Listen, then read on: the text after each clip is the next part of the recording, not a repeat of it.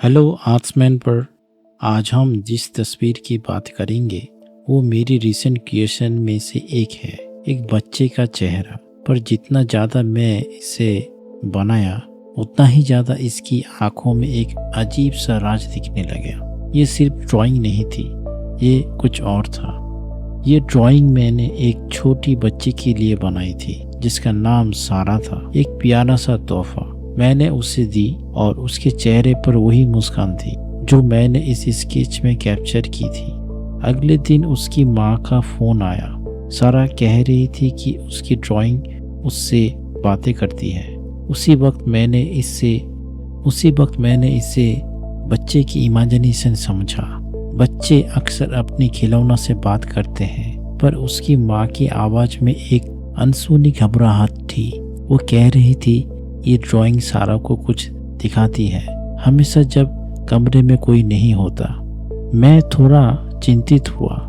मैंने सारा से बात की।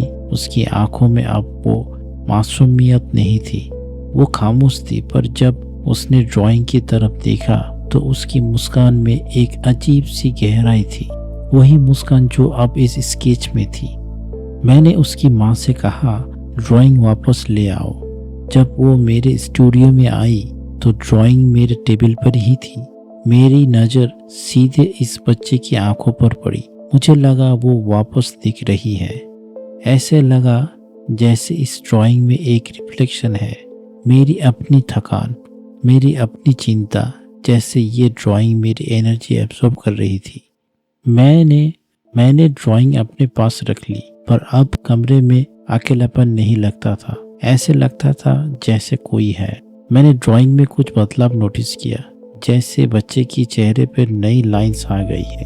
ये उसकी आंखों में एक नया रंग की चमक आ गई हो, जैसे वो डेवलप हो रही हो। एक रात जब मैं काम कर रहा था तो मैंने ड्राइंग की तरफ देखा। बच्चे की मुस्कान वो अब मासूमियत नहीं थी, वो एक गहरी समझी हुई मुस्कान थी, जैसे वो सब जानती हो। और उसकी आंखों में अब सारा नहीं थी, वो मेरी अपनी परछाई थी जो डर के देख रही थी, जैसे ड्राइंग कह रही हो अब तुम हो। अगली सुबह जब मैं उठा तो मेरे टेबल पर ड्राइंग नहीं थी, सिर्फ कुछ बिखरी हुई रंग और मेरे आधी बनी हुई चिंता थी। मैं सारा के घर गया। उसकी माँ ने दरवाज़ा खोला। उसकी आंखों में वही अनसुनी घबराहट थी और उसके पीछे सारा खड़ी थी।